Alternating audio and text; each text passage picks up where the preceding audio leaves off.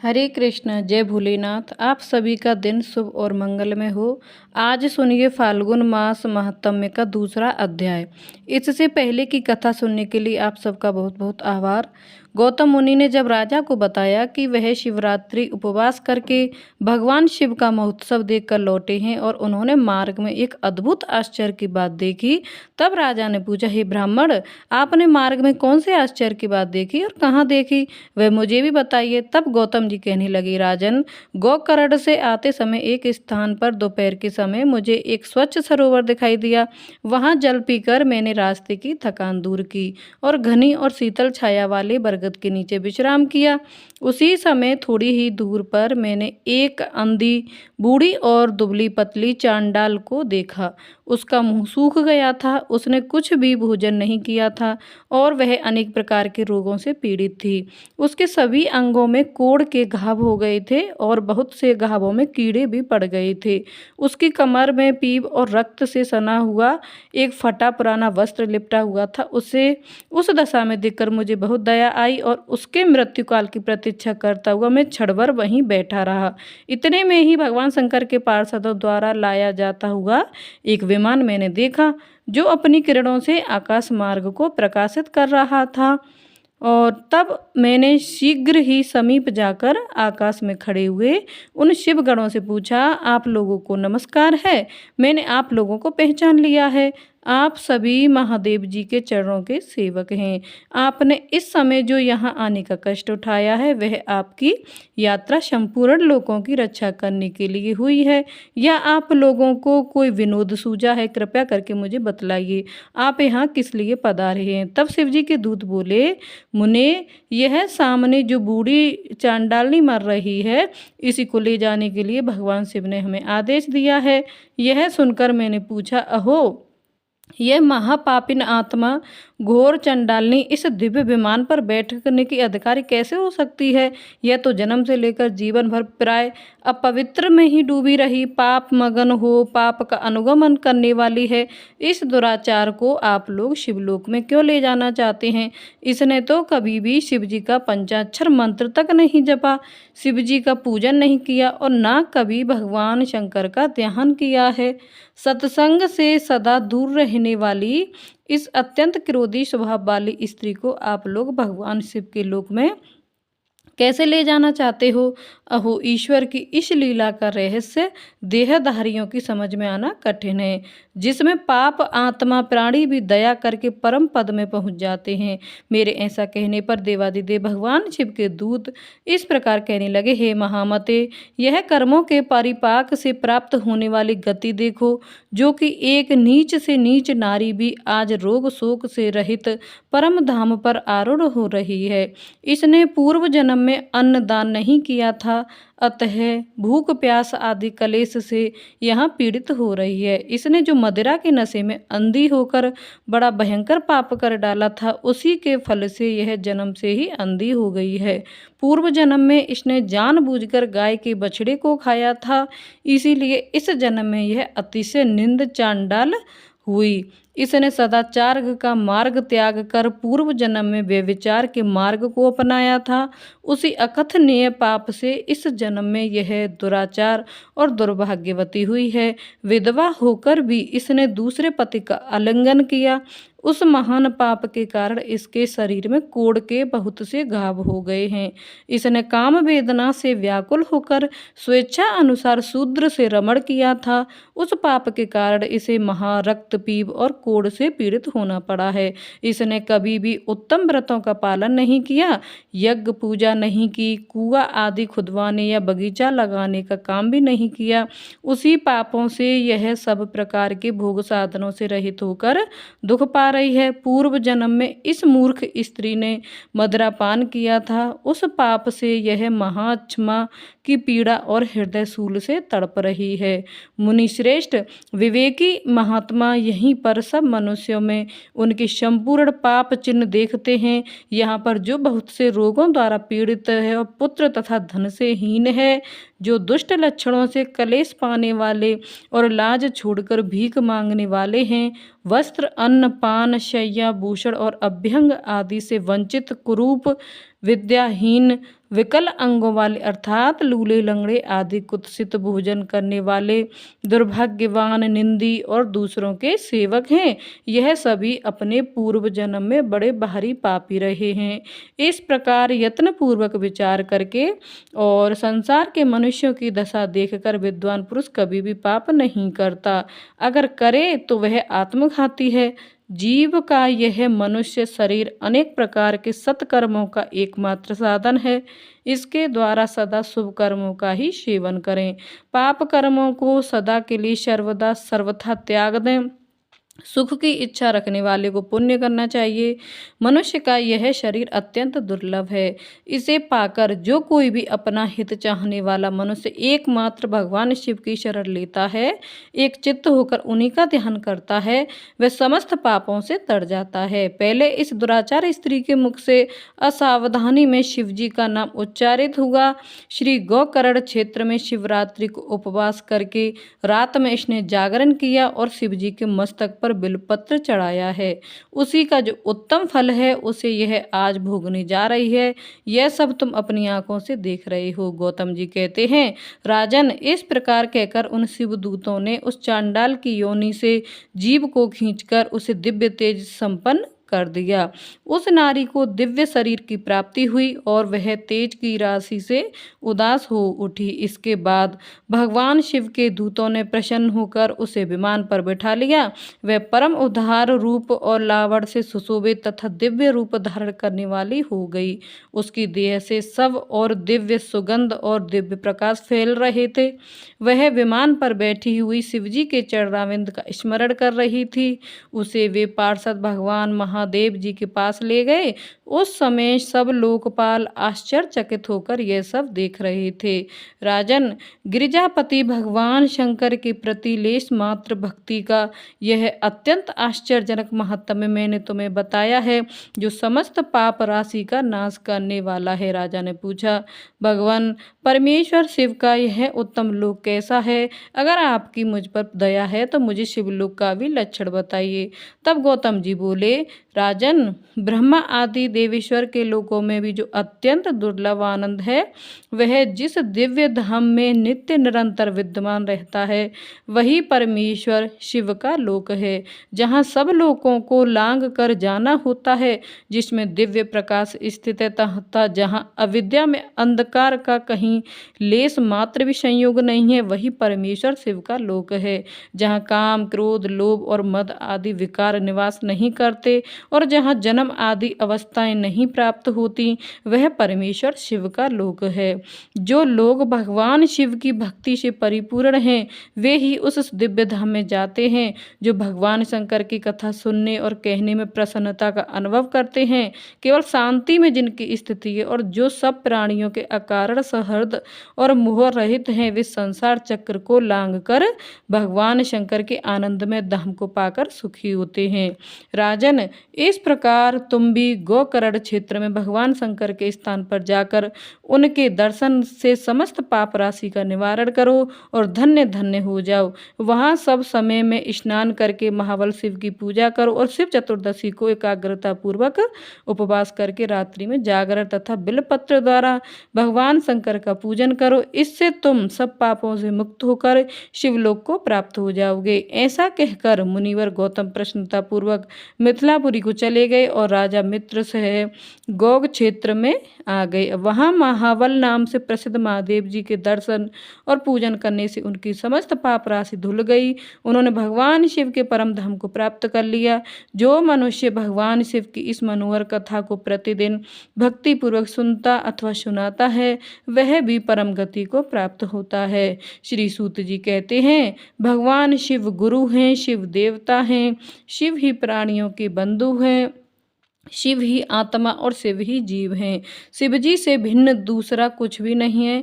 भगवान शिव के उद्देश्य से जो कुछ भी दान जप और होम आदि किया जाता है उसका फल अनंत बताया गया है। यह समस्त शास्त्रों का निर्णय है। जो एकमात्र भगवान शिव का भजन करता है वह सभी बंधनों से मुक्त हो जाता है। जो प्रीति अपने पुत्र स्त्री और धन में की जाती है वही अगर भगवान शिव की पूजा में की जाए तो वह उद्धार कर देती है। इसीलिए कितने ही महात्मा पुरुष भगवान शिव की पूजा के लिए संपूर्ण विषय रूपी मुद्रा को छोड़ देते हैं। वहीं जीव्या सफल है। जो भगवान शिव की स्तुति करती है वही मन सार्थक है। जो शिव जी के ध्यान में लीन होता है वे ही कान सफल हैं जो उनकी कथा सुनने के लिए सदा उत्सुक रहते हैं। और वे ही दोनों हाथ सार्थक हैं जो शिव जी की पूजा किया करते हैं। वे नेत्र धन्य हैं जो महादेव जी की पूजा का दर्शन करते हैं। वे मस्तक धन्य है जो शिव जी के सामने झुक जाता है। वे पैर धन्य हैं जो भक्ति पूर्वक शिव जी के में सदा भ्रमण करते हैं। जिसकी संपूर्ण इंद्रियां भगवान शिव के कामों में लगी रहती हैं वे संसार सागर के पार हो जाता है और भोग तथा मोक्ष प्राप्त कर लेता है। शिव जी की भक्ति से युक्त मनुष्य चांडाल पुलक नारी पुरुष अथवा नपुंसक कोई भी क्यों ना हो तत्काल ही संसार बंधन से मुक्त हो जाता है। जिसके हृदय में भगवान शिव की लेस मात्र भी भक्ति है वह समस्त देहधारियों के लिए वंदनीय है। उज्जैनी नगरी में चंद्रसेन नामक एक राजा थे। वे उसी नगर में निवास करने वाले भगवान महाकाल का पूजन करते थे। शिव जी के पार्षदों में अग्रण्य तथा अमंगल को जीतने वाले विश्व वंदित मणिभद्र जी राजा चंद्रसेन के मित्र हो गए थे। उन्होंने राजा पर प्रसन्न होकर एक समय उन्हें दिव्य चिंतामणि प्रदान की जो कौस्तुभ मणि तथा सूर्य के समान दिव्यमान थी। वह देखने सुनने अथवा ध्यान करने पर भी मनुष्य को मनोवांछित वस्तु प्रदान करती थी। राजा उस चिंतामणि को कंठ में धारण करके जब सिंहासन पर बैठा करते थे तब देवताओं में सूर्य नारायण की तरह उनकी शोभा हुआ करती थी। राजा चंद्रसेन के विषय में यह सब बातें सुनकर समस्त राजाओं के मन में उस मणि के प्रति लोभ की मात्रा बढ़ गई और वे शुभ रहने लगे। एक बार उन सभी ने बहुत सी सेना साथ लेकर क्रोध पूर्वक धरती को कंपा हुए आक्रमण कर दिया और उज्जैनी को चारों ओर से घेर लिया। अपनी नगरी को घिरा हुआ देखकर राजा चंद्रसेन भगवान महाकाल की शरण में गए और मन को संदेह रहित करके दृढ़ निश्चय के साथ उपवास पूर्वक दिन रात अनन्य भाव से भगवान गौरीपति की आराधना करने लगे। उन्हीं दिनों उस नगर में कोई ग्वालिन रहती थी जिसके एकमात्र ही पुत्र था। वह विधवा थी और उज्जैनी में बहुत दिनों से रहा करती थी। वह अपने 5 वर्ष के बालक को लिए हुए महाकाल के मंदिर में गई और राजा चंद्रसेन द्वारा की हुई गिरजापति की महापूजा का दर्शन किया। शिव पूजन का वह आश्चर्यमय उत्सव देखकर उसने भगवान को प्रणाम किया और पुनः अपने निवास पर लौट आई। ग्वालिन के उस बालक ने वह सारी पूजा देखी थी, इसीलिए घर आने पर उसने भी कौतूहलवश शिव जी की पूजा प्रारंभ कर दी। जो संसार से वैराग्य प्रदान करने वाली है। एक सुंदर पत्थर लाकर उसे घर से थोड़ी ही दूर एकांत स्थान पर रख दिया और उसी को शिवलिंग मान लिया। फिर अपने छोटे छोटे हाथों से मिलने लायक जो भी फूल उसे दिखाई दिए उन सबको इकट्ठा करके उस बालक ने जल से शिवलिंग को स्नान कराया और भक्तिपूर्वक पूजन किया। उसके बाद कृत्रिम अलंकार, चंदन, धूप, दीप और अक्षत आदि उपचारों से अर्चना करके मन कल्पित अर्थात मन से भाव करके दिव्य वस्तुओं को भगवान को निवेदित किया। सुंदर सुंदर पत्तों फूलों से बार बार पूजा करके तरह तरह से शिवलिंग के सामने नृत्य किया और बारंबार भगवान के चरणों में शीश झुकाया। इस प्रकार अनन्य चित्त होकर शिवजी की आराधना में लगे हुए अपने पुत्र को ग्वालिन ने बड़े प्यार से भोजन के लिए बुलाया, लेकिन उसका मन तो पूजा में लगा हुआ था। माँ के बहुत बुलाने पर भी उसे भोजन करने की बिल्कुल इच्छा नहीं हुई। तब उसकी माँ स्वयं चलकर उसके पास गई और शिवजी के आगे आंखें बंद करके ध्यान लगाए बैठे अपने पुत्र को हाथ पकड़कर खींचने लगी। इतने पर भी जब वह नहीं उठा तब उसने क्रोध में आकर अपने पुत्र को खूब पीटा। खींचने और मारने पीटने पर भी जब उसका पुत्र नहीं आया तब उसने वह शिवलिंग उठाकर दूर फेंक दिया और उस पर चढ़ाई हुई सारी पूजन सामग्री नष्ट कर दी। यह देखकर वह नन्हा बालक हाय हाय कहकर रो उठा। रोष में भरी हुई ग्वालिन अपने बेटे को डांट डपट कर फिर से घर में ले गई। उधर भगवान शिव की पूजा को अपनी माँ के द्वारा नष्ट हुई देखकर वह बालक देव देव महादेव की पुकार करते हुए सहसा मूर्छित होकर गिर पड़ा। उसकी आंखों से आंसुओं की धारा बह रही थी। 2 घड़ी के बाद जब उसे होश आया तब उसने आंखें खोली और देखा उसका वही निवास स्थान परम सुंदर शिवालय हो गया था। मड़ियों के खंभे उसकी शोभा बढ़ा रहे थे।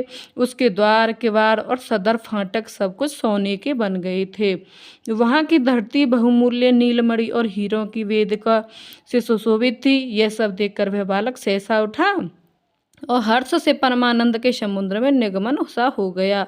उसने समझ लिया कि सब शिव जी की ही पूजा का महात्म्य है, उसी के प्रभाव से दिव्य विभूति प्रकट हुई है। इसके बाद उस बालक ने अपनी माता को अपराध की शांति के लिए पृथ्वी पर मस्तक रखकर साष्टांग प्रणाम किया और कहा, हे देव, हे उमापति, मेरी माता का अपराध क्षमा कीजिए। वह मूर्ख है, आपके प्रभाव को नहीं जानती है। महादेव, आप उस पर प्रसन्न हो जाइए। अगर मुझ में आपकी भक्ति से कुछ हुआ है, कुछ भी पुण्य है, तो उससे मेरी माता आपकी दया प्राप्त कर सके। इस प्रकार भगवान शंकर को बार बार प्रसन्न होकर उनके चरणों में मस्तक झुकाकर सूर्यास्त के समय वे बालक शिवालय से बाहर निकला और उसने अपने शिविर को देखा। वह इंद्रनगर के समान शोभा पा रहा था। वहाँ सब कुछ तत्काल स्वर्णमयी होने लगा। भवन के अंदर प्रवेश करके उस बालक ने देखा कि उसकी माँ तो बहुमूल्य रत्न पलंग पर बिछी हुई श्वेत रंग की शैया पर निर्भय होकर सो रही है और उसी को याद कर रही है। उसने अपनी माँ को जगाया। ग्वालिन बड़ी तेजी से उठी और अपने पुत्र को घर को भी अपूर्व रूप में देखकर आनंद से विवल हो उठी। पुत्र के मुख से गिरजापति शंकर जी का वह प्रसाद सुनकर ग्वालिन ने राजा को सूचना दी, जो नित्य निरंतर भगवान शिव के भजन में ही लगे रहते हैं। राजा अपना नियम पूरा करके रात में अचानक वहां आए और ग्वालिन के पुत्र का वह प्रभाव जो शंकर जी के संतोष से प्रकट हुआ था, उसे देख स्वर्णमय मंदिर, रत्नम शिवलिंग और सुंदर मणि मड़क्के से जगमगाता हुआ ग्वालिन का सुंदर महल देखकर राजा चंद्रसेन पुरोहित और मंत्रियों के साथ 2 घड़ी तक आश्चर्यचकित होकर परमानंद में डूबे रहे। उसके बाद उन्होंने आंखों से प्रेम की आंसू बहाते हुए ग्वालिन के उस बालक को हृदय से लगा लिया। भगवान शिव के इस अद्भुत महात्म्य की चर्चा समस्त पूर्ववासियों में बड़ी तेजी से फैली और यही सब कहते सुनते वह रात मानो क्षण भर में ही बीत गई। युद्ध के लिए आए हुए नगर को उधर चारों ओर से घेर कर राजाओं ने भी प्रातःकाल अपने दूतों के मुख से परम अद्भुत समाचार सुना। सुनते ही उनके मन में वैर भाव निकल गया। उन सभी राजाओं ने, जो कि राजा से युद्ध करने के लिए आए थे, सहसा हथियार डाल दिए और चकित होकर महाराज चंद्रसेन की आज्ञा से नगर में प्रवेश किया। उस रमणी नगरी में प्रवेश करके भगवान महाकाल को प्रणाम करने के बाद सब राजा उस ग्वालिन के घर पर आए। वहां राजा चंद्रसेन ने आगे बढ़कर उनका स्वागत किया। वे बहुमूल्य आसनों पर बैठे हुए और प्रीतिपूर्वक विस्मित और आनंदित हुए। गोप बालक पर कृपा करने के लिए स्वतः प्रकट हुए शिवालय और शिवलिंग का दर्शन करके सभी राजाओं ने भगवान शिव को अपनी उत्तम बुद्धि समर्पित की और उनमें भक्ति पूर्वक मन लगाया। इसी समय सभी देवताओं से पूजित परम तेजस्वी वानर राज हनुमान जी वहां प्रकट हुए। उनके आते ही सब राजाओं ने बड़ी तेजी से उठकर भक्ति भाव से विनीत होकर उन्हें प्रणाम किया। तब हनुमान जी कहने लगे, राजाओं, भगवान शिव की पूजा के सिवा देहधारियों के लिए दूसरी कोई गति नहीं है। यह बड़े सौभाग्य की बात है कि इस गोप बालक ने शनिवार को प्रदोष व्रत के दिन बिना मंत्रों के भी शिव जी का पूजन करके उन्हें पा लिया। शनिवार को प्रदोष व्रत समस्त देहधारियों के लिए दुर्लभ है। कृष्ण पक्ष आने पर तो वह और भी दुर्लभ हो जाता है। गोप वंश की कीर्ति बढ़ाने वाला यह बालक संसार में सबसे अधिक पुण्यात्मा है। इसकी वंश परंपरा में 8वीं पीढ़ी में महायशस्वी नंद उत्पन्न होंगे, जिनके यहाँ साक्षात भगवान नारायण उनके पुत्र रूप से प्रकट होकर श्री कृष्ण के नाम से प्रसिद्ध होंगे। आज से यह गोपाल नंदन संसार में श्रीकर नाम से विख्यात होगा। अंजनी नंदन हनुमान जी ऐसा कहकर उस गोप बालक को शिवजी की उपासना के आचार्य व्यवहार का उपदेश देकर वहीं अंतर्ध्यान हो गए। वे सब राजा हर्ष में भरकर महाराज चंद्रसेन की आज्ञा लेकर जैसे आए थे वैसे ही लौट गए। महातेजस्वी श्रीकर भी हनुमान जी का उपदेश पाकर धर्मराज ब्राह्मणों के साथ शंकर जी की आराधना करने लगा। समय अनुसार भक्त श्रीकर गोप तथा राजा चंद्रसेन दोनों ने भक्तिपूर्वक शिव जी की आराधना करके परम पद को प्राप्त कर लिया। यह परम पवित्र उपाख्यान कहा गया। यह गोपनीय रहे सोयस पुण्य समृद्धि को बढ़ाने वाला है तथा गौरीपति भगवान शिव के चरणामृत में भक्ति भाव को बढ़ाने वाला है और पापों का नाश करने वाला है। जय भोलेनाथ। आज के अध्याय में बस इतना ही। इसके आगे का वृत्तांत आप सभी अगले अध्याय में जरूर सुनिएगा।